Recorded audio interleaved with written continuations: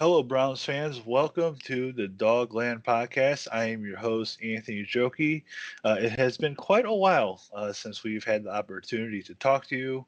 Um, Me and Jack have kind of had some things going on, and unfortunately, you know, we have not been able to jump on here and talk Browns football. But I do have Jack McCurry along with me here tonight. Jack, it's been a while. It's been far too long. How are you, buddy?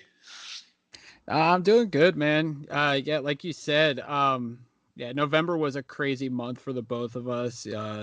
Personally, we had to deal with some stuff. Obviously, um, you know, my work got slammed with the coronavirus, and we are still fighting it.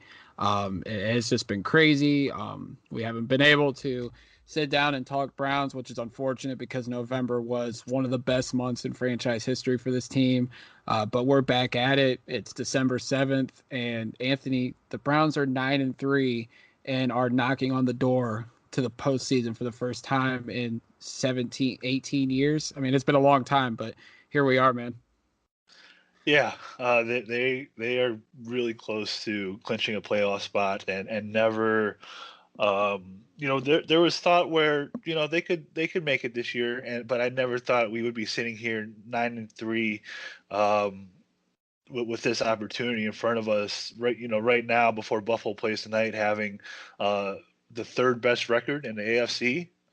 I can't believe I said that right now. And the fourth best record in all of football, which Yeah, is it's still just crazy. it's look, 2020 has been crazy enough, and the Browns having this record, I guess, just chalk it up to a wild year that it's been. And they made a statement yesterday against the Tennessee Titans, putting up 38 points in the first half, eventually winning the game 41-35.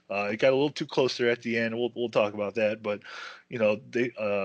A franchise record 38 points in the first half. Baker Mayfield and crew just going absolutely crazy. Him throwing 4 touchdowns in the first half. Jack, you and I picked Tennessee to win this game yesterday, and it was largely because the Browns hadn't proved it yet. They lost key games to Baltimore to open the season. They got blown out. They got blown out by Pittsburgh. They lost a very tough one to Oakland. And when you looked at the rest of the schedule, you're like, yeah, they probably should have won those games, and they did. So going into yesterday, you and I were very reserved about um, thinking that the Browns, we thought they'd had an opportunity, but we wanted them to prove it to us, and that's what they did yesterday. Yeah, definitely. Like I said it on Twitter right before the game when we posted our predictions, and also let's say Jack Duffin also predicted the Titans would win too. Like I think the Browns are a good football team. Obviously, you don't get to the situation where they're 8-3 on luck. I mean, yeah, the schedule is what it is, but that's not our fault. That's what the NFL. That's what the schedule they generated. So, I wanted them to go out and prove that they can hang with the top dogs in the AFC, the Titans, obviously the Ravens next week, the Steelers at the end of the year, and they went out and did it. I mean, that start to the game, I was watching it at work when I could, and just seeing like the defense stepped up. The offense stepped up, specifically Baker Mayfield stepped up because going into the game, everybody was talking about it, Derrick Henry on the one side for the Titans versus Nick Chubb and Kareem Hunt. It was going to be the battle of the running backs. Well, the running backs did their part, definitely, but, that was Baker Mayfield's, I would say it was probably his best game as a pro in the 3 years he's been the starting quarterback of the Browns. And he came in and took the offense and led them to the victory. I mean, at the end of the day, like it was Baker Mayfield was the reason why the Browns won yesterday. And, there's been the debate back and forth. Is Baker the guy? Is Baker not the guy? I mean, Kevin Stefanski and the offensive coaching staff have put him in a situation to where he doesn't have to do too much. He hasn't turned the ball over, and he has to do just enough to put us in a situation to have a lead, and then it rests on the shoulders of Chubb and Hunt. Well, yesterday Baker, came out slinging. He made all the accurate throws. he was what we've all hoped he was going to be when they drafted him number 1 a couple years ago. So, throw 4 touchdowns in the first half, it was quite the performance. And, as it stands right now, I don't think there needs to be any debate about going out and looking at a Matt Stafford. People want to look at the draft quarterbacks. Like, Baker Mayfield's our guy for the immediate future and hopefully for the long-term future. And yesterday, I think, was the moment where Baker said, put all the debate to rest. I'm the quarterback of this team, and that's that.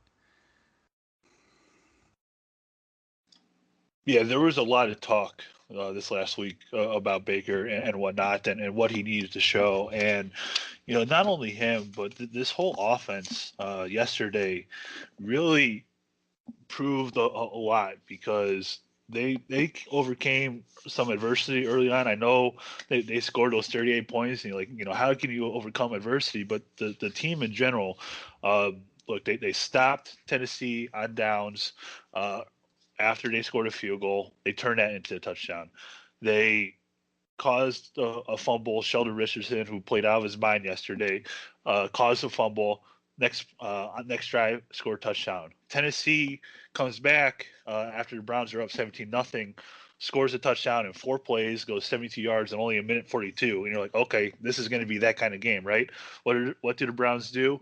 After they get the kickoff, boom, 1 play, 75 yards, Baker Mayfield to Donovan Peoples-Jones. And I think that guy is still looking for his jock strap on whatever yard line that was, with that move that Peoples-Jones put on him. Tennessee gets the ball back, gets 1 yard in 3 plays, has to punt the ball. Browns, 11 plays, 90 yards, touchdown, 31-7. Tennessee, next drive, 3 plays, minus 1 yard, punt the ball. Browns, 9 plays, 65 yards, touchdown. Tennessee gets the ball back and fumbles it away right before the half. Browns are up 38-7 at the half. And look, any opportunity that they had yesterday in that first half, really, they were able to capitalize on. And the defense yesterday, limiting Derrick Henry to only 60 yards on 15 carries. Look, the defense played really well, and I think the offense is going to get a lot of credit for putting a lot of points on the board yesterday, Jack. But what this defense did in that first half, with the key stops, the turnovers, giving this offense great field position.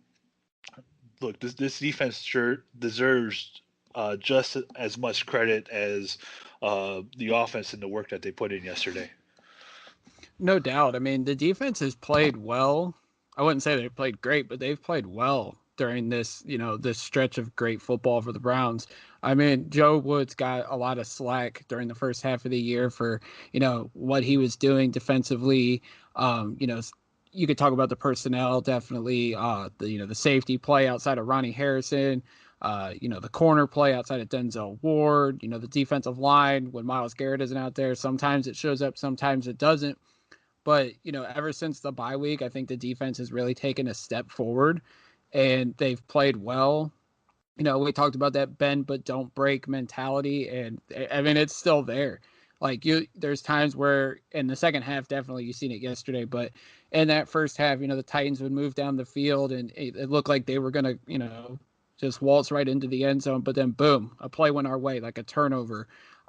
You talk about the couple fumbles that Tennessee had, to get Derrick Henry to jar the ball loose for the first time in 375 touches. I mean, that just says A, how great Derrick Henry has been, but B, like how hungry the Browns were to stop him. And the fact that, Sheldon Richardson, who, he's not always out or always making a play, but, he makes a big play when we need him to. And yesterday was prime example. That's what you wanted to see was the defense step up because we knew how good the Titans can be offensively. Tannehill's been great since he's gotten to Tennessee and taken over as a starter. We know how good Derrick Henry is. Corey Davis and A.J. Brown is a nice 1-2 punch for them at wide receiver. But like I said, the defense stepped up. They made big plays in the first half and put the Browns offense in a situation to where Baker Mayfield and company could execute and continue to pile of points on the board. Now, the second half was a little bit of a different story, and it ended up turning up like the Dallas game, where this thing came down to an onside kick, and unfortunately, or fortunately, that they were able to recover said onside kick. But Jack, the second half, Tennessee got the ball, scored a touchdown in only 3 plays. The Browns had to punt their next possession. Tennessee scored a touchdown. The Browns got a little bit of offense going, where they were able to get down and get a field goal. Um, After which, Tannehill threw an interception after they got the ball back. The Browns had a punt. Both teams traded punts there. Um, Tennessee scored a touchdown late to make it 41-28. The Browns fumbled. Baker Mayfield fumbled for his first turnover in a few games. Um, on a 4th-and-1 play. The review was very close on that, and that he probably got the first down and probably was down, but those are hard to overturn in that situation. Tennessee scored a touchdown in 20 seconds, which led to the onside kick.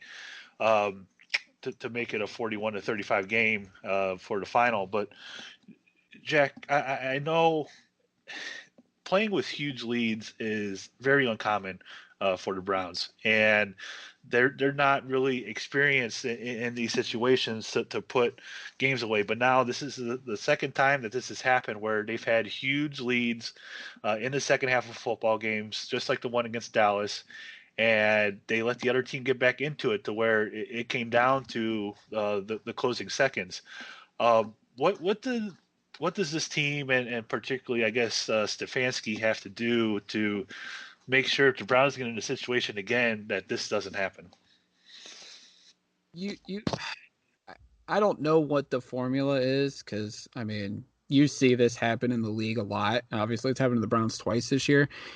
You can't take your foot completely off the gas, but also still be aggressive. I mean, what Baker threw, I think, how many times did he throw in the second half? 8 times. So, I mean, right there, that tells you they threw 25 times in the first half compared to 8. Like, now, obviously, you're not going to have Baker go out and throw 25 more times in, the second half, but there's got to be some kind of balance to where, yeah, we're going to run the ball, we're going to try to kill the clock, but, in a third and short situation, you got to have some kind of play action play or some kind of quick slant to Landry or Peoples Jones or Higgins to extend the play, extend the drive, and continue to kill that clock.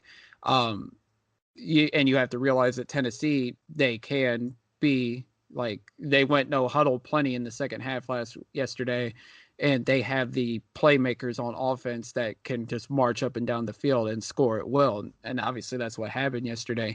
Everybody was talking about how what's his name, Jonnu Smith was out, and that was going to be a big loss, or um a big loss for the Titans. Well, Michael Pruitt stepped up, had 2 touchdowns on back-to-back drives.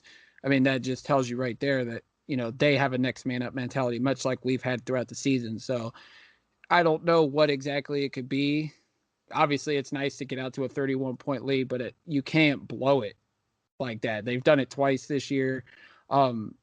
Sure, they've come back and won, but if you have a lead like that, you have to be able to sustain it and not get it to a point where it's the end of the game, everybody's already celebrating, fans, and I'm sure the players in the back of their mind thought the game was completely wrapped up, and then your opponent comes back and keeps it really close all the way to the end. Like, and the one thing I liked about that is that the players owned it. If BJ Goodson on his conference call, Coach Stefanski, I mean, everybody said, like, we can't let stuff like that happen in the second half.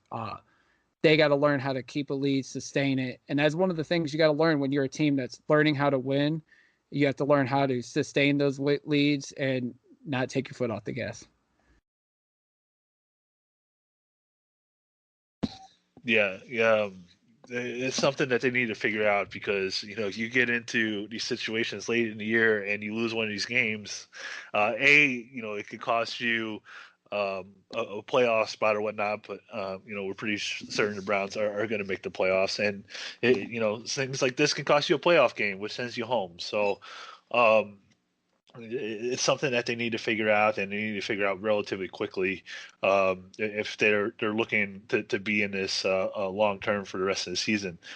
Well, they are sitting 9-3 right now, and when you look at this playoff picture, Jack, they're really in the driver's seat in terms of getting one of those wild card spots. The division is pretty much out of reach at this moment, with Pittsburgh being 11-0. They're playing right now against the Washington football team. They're up 7-0 in the second quarter as we're recording this, but they have a tiebreaker over the Tennessee Titans and Colts, who are one of those teams is going to be directly behind them when it's all said and done.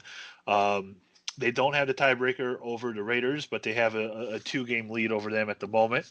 Um, so not sure if we end up tying with the Dolphins, how that tiebreaker is going to shake out.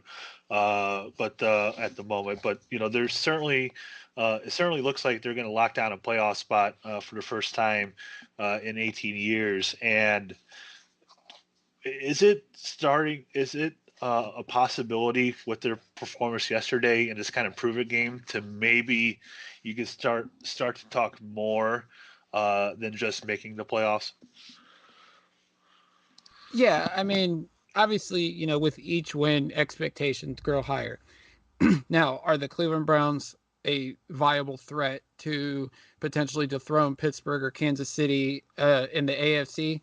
I don't think so yet. Like, obviously, yeah, yesterday was a prove it game. Next Monday against Baltimore is going to be a prove it game, even though they're sitting at 6-5. They're always going to be a dangerous team because of their defense, because of Lamar Jackson and uh, that offense that can hit you in a variety of ways. And then, of course, if Pittsburgh's still playing for something in week 17, which, could be for 16-0, that's going to be a meaningful game too. Um, but yeah, I mean, expectations are higher. Like, I don't see why, as things stand right now, if the playoffs started today, we would play Tennessee in the wild card round. Obviously, we beat Tennessee. So I think the goal would be right now that we go to the playoffs and we win a playoff game. Then I think anything after that, I think would be a bonus. If they somehow get to say, was it it would be the divisional round. They got to the divisional round, that's a win. People still kind of forget this is a young football team. It's still one of the youngest rosters in the league. 3-4 years ago, it was one of the worst. It was the worst team in football. So they're taking steps forward. If they lose in the divisional round, I know people will be disappointed, but I mean, that's a step in the right direction. That's going to get this team and these young players that have been building the last couple of years the taste of the playoffs. And then the fact that they get punched in the mouth in the playoffs, that they're going to learn, they're going to grow from that, they're going to come back and be stronger. And excuse me, it's going to be a good thing for this organization to see that, hey, we are building something in the right direction, to where free agents, potential trade opportunities, like people would want to come to Cleveland because they see that this is a young team, they already got building blocks, and they're ready to contend. Where in 2021, I don't see why, if we have another successful offseason, where the Browns will not be one of those teams in the AFC, like Pittsburgh, like Kansas City, like Buffalo. And you talk about Tennessee, Miami's coming in the right direction, Indy, Vegas, Baltimore. Like, it's going to be a stacked AFC, and any one of those teams could viably be a Super Bowl champion. But to answer your question, it is fair to expect more, but don't go outrageous in those expectations. I don't think this team's ready to be an AFC contender, but to think that they should win a playoff game this year, that's not out of expectations, to say the least. Yeah, I'm kind of with you. I think winning one game in the playoffs is not unreasonable, and I think making that divisional round to whether you're playing Kansas City or Pittsburgh in that divisional round, because I don't obviously one of those teams will get a bye, and you'll end up playing one of them if you do make it to the divisional round, but. Well, as long as the other one wins their game that they have to play, but um, I, that would certainly be, I think, a reasonable expectation with the way that they've been performing over the last month, winning 4 straight, the way this offense has looked, the way Baker Mayfield has looked, the way the defense has improved. Battling through some tough injuries and making deal with the what they have and doing the best that they can. It's still going to take another off season and a half or two to really get this defense to where it needs to be. In terms of draft capital and free agents and whatnot. So there's certainly a lot that this defense needs, but they're playing well enough right now. The offense has been playing well pretty much all season. Baker's been really great of late, not throwing an interception in a while. Obviously having the running attack, the offensive line. Landry is somebody who's really stepped up over the last couple of weeks and has played really well. Higgins. He's healthy now. I was gonna say he's healthy. Yeah, he's certainly healthy. And you talked about or the announcers talked about it yesterday about those rib injuries maybe really affecting him in a few of those games. But you can tell he's really healthy now. The Baker to Higgins connection is heating up again. So this offense is borderline firing on all cylinders, and the defense is doing a well enough job to win. And I think that when you look at the visual round, who they could be playing, whether it's Tennessee, whether it's Miami, whether it's Buffalo, whether it's the Colts, whether it's Baltimore or whoever else, Vegas if they make it, whoever it is, I think they certainly have a great opportunity to win a playoff game and make the divisional round, playing Pittsburgh or Kansas City. And look, weird things happen in the playoffs, right? And you don't know what's going to happen. So there's certainly an opportunity for them to make a little bit of noise. I certainly don't see them making the AFC Championship game, let alone getting out of the AFC and playing in February for the first time ever. But I certainly see them at this point, like you, making that divisional round and getting a little bit of experience and continuing to build upon what Stefanski, Barry, and crew have done such a great job doing this season. Yeah, I mean, I heard you said off season and a half, 2 off seasons. I don't think it's out of the realm of possibility that if they have a solid off season again this year, if they add another corner, which because the Greedy Williams situation is still clearly in the air, if they add a corner, if they add maybe another linebacker, obviously they got to look at what they're going to do with the defensive line depth because hypothetically Ogunjobi, Richardson, and Vernon could be gone. But you're getting Billings back. A lot of people forget about Andrew Billings, and he could add plenty to that defensive line room. And there's another name. Oh, and Delpit. If Delpit could come back from the Achilles injury, right there's 2 guys that could help make an impact on the defense. If they can do what they did defensively, what they did offensively this past offseason, I don't think it's out of the realm of possibility, Anthony. And I know we're looking way far ahead. 2021, the Browns being a dark horse Super Bowl contender, especially if Baker keeps growing. You're going to have Chubb, Hunt, Landry, potentially Odell back. You hope that they get something done with Higgins because it's clear that he has a spot on this team. He has a role in this offense, and they need to keep him. You have the tight ends. You have the offensive line. Obviously, you have Garrett, Harrison, Ward. You have guys on that defensive side of the ball. I don't think it's out of the realm of possibility that if they make smart moves to upgrade on defense, that they aren't a instant playoff contender and then one of those sneaky teams that could get to the Super Bowl next year. I mean, it's crazy. I mean, it might be crazy because Kansas City's there. Pittsburgh, I mean, they're looking iffy the last couple of weeks, but I think they're still going to be a threat because of their defense. I mean, it's there where we could, make some serious noise next year to say the least. But we might as well stay focused on this season because this has been a fun ride. They're 9-3. I'm pretty sure they're going to win double-digit games for the first time since '07, and then they're going to the playoffs for the first time since 2002. Yeah, they're definitely. I don't want to say definitely because weird things happen, but I'm really confident that they're going to make the playoffs with what they're sitting at right now. If they don't, it's a pretty big disaster. But look, there's it's a fun time to be a Browns fan. I know when we started this podcast, Jack, what we've had to endure for the last few years was pretty brutal, and to finally get some excitement, to finally have some winning football, to talk about things and um,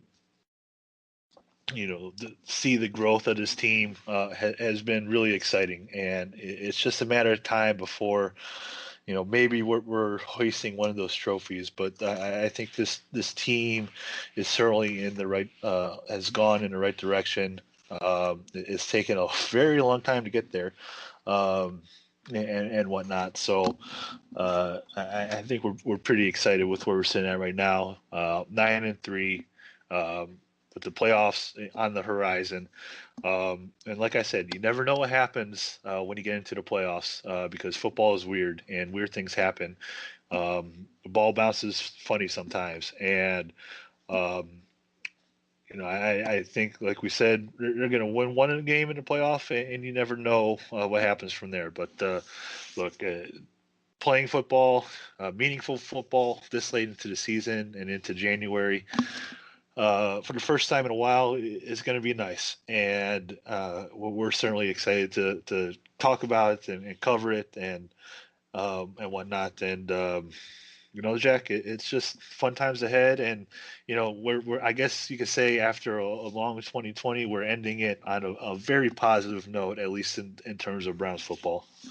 Oh, definitely. And you were talking about the playoffs, like anything could happen. I mean, look at the Titans last year. I mean, they were a wild card team.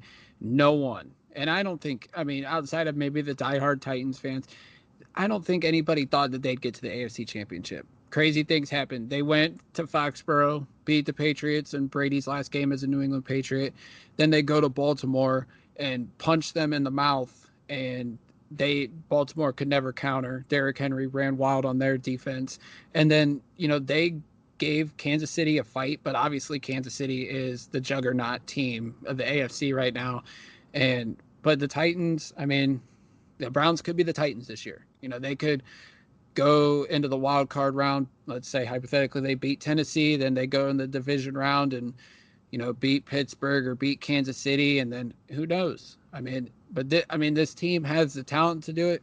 Stefanski looks like the coach that can lead this team into the future. He is definitely a candidate for Coach of the Year. He may even be the front runner, even though you would have to give it to Tomlin right now because he has the Steelers at an undefeated record, and I think that's worthy of the Coach of the Year.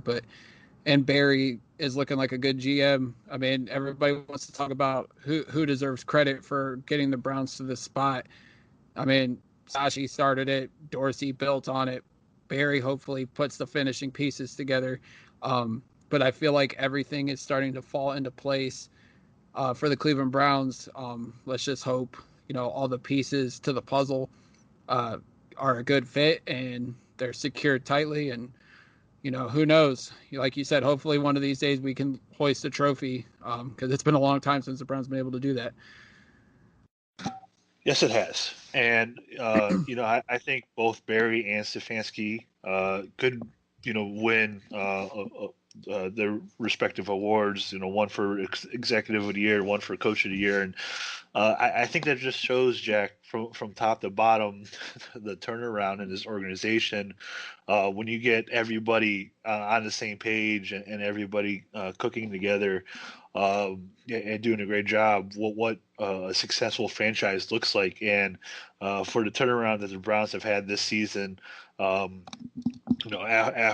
the previous few years, I could say that those awards might be well deserved for those two. And I know they would say that it's not really them, that it's the players, but this team would not be where they're at right now if it wasn't for Andrew Berry, if it wasn't for Kevin Stefanski, doing what they've done to build this team in the year and coach them up and whatnot. So they would certainly be well deserving of those awards. Well, the Browns have a fun one next week, Monday Night Football against the Baltimore Ravens, and I wish that it would be a packed stadium because it might be the greatest atmosphere that stadium has ever seen. With where the Browns are sitting at right now, record-wise, playing Baltimore in a very meaningful game on a national stage on Monday Night Football. But unfortunately, with where we're at this year with COVID, that won't be the case. But I have a feeling that stadium is still going to be very loud for the amount of people that are going to be there. Jack, as we look ahead briefly to next Monday night, I know Baltimore hasn't played their matchup this week. They play tomorrow against the Dallas Cowboys. But just briefly looking ahead, and I'm sure we'll be back later in the week to kind of talk more about it. I know week one was pretty much an embarrassment for what for the result of the game. I would tend to think that this game is going to be a lot different than that one. What's your first gut feeling looking ahead to next Monday night? Well, the one thing I'm going to be interested to see how Baltimore looks tomorrow night against Dallas, because obviously they got hit hard with the coronavirus.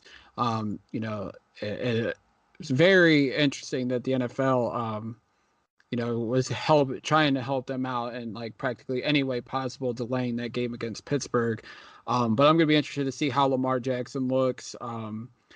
How the running Dobbins and Ingram look, like a lot of the guys that were affected with the coronavirus, how what's their stamina going to look like. We see Myles Garrett yesterday. He always breathes heavy. He played 52 snaps yesterday, which was remarkable when he talked about his symptoms and everything. But I'm interested to see how their stamina looks. How fatigued are they going to look getting back out there on the football field? But when you look towards next Monday night, obviously the Browns are going to be hungry. This is they know what happened week one. BJ Goodson talked about it today. He goes, "We knew how good of a football team we could be, and we've shown it since then."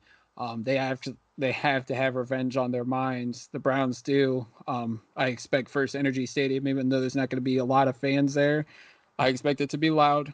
I expect the Browns to be ready. I think, the last couple times they've been in the national spotlight, it hasn't gone well, but I feel like Coach Stefanski, the players, they're going to be ready. They're going to be looking to make another statement. They said, we wanted to go out and do this for the fans.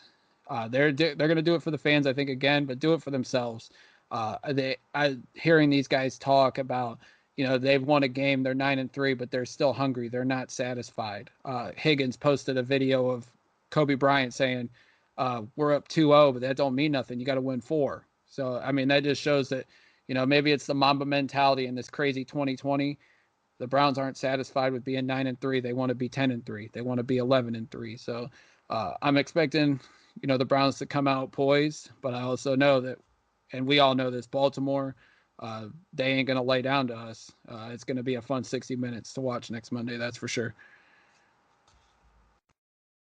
Yeah, and like yesterday, the Browns have a lot to prove because in the 2 games they played against divisional opponents, Baltimore and Pittsburgh, those games did not go very well. So you better be sure that the Browns are ready. They're hungry, and they are going to be prepared. Be prepared for next Monday night and the Baltimore Ravens.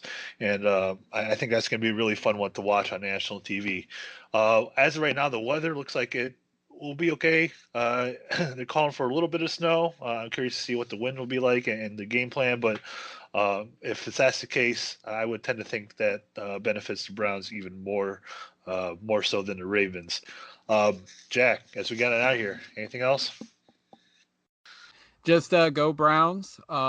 good to finally sit down and do a podcast for the first time in a month. And, get ready, Anthony. December is going to be pretty fun. I think that's for sure. Yeah, you could tell it's been a while since we've done this because my voice is killing me right now after talking for like a half hour. We're certainly out of sorts in doing this thing, but I'm glad to be back. Glad to talking to you. Glad to talking about Browns football. Um, and it's just great to end the note or end the year on a positive note. Um, whether it be Browns football, whether it be personally and whatnot. And look, I think we're all excited for what's ahead of us. As we get on out of here, you guys can follow Jack on Twitter at Jack McCurry08. Sure to give me a follow as well at Anthony Joki, Joki. Follow the podcast at the Dogland on Twitter and on Facebook. With all that, we're going to get on out of here. And most importantly, with the Browns being 9-3, go Browns.